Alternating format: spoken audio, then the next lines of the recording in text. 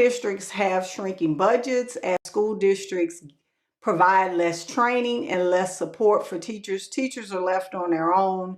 Anytime you have a measurement that is introduced and you're being measured by, it causes anxiety because you're talking about children, and children are very temperamental, as some adults are too. There's still technology divide, but there's a lot of things that can cause anxiety, especially if you're working in a community where there are underserved children. They are not literate when it comes to computer programs, Microsoft Word, all of those things that a test, especially in this day and age where you have test items where children have to type in their answers as early as 8 and 9-year-olds. So you got 8-year-olds learning how to type, which is ridiculous.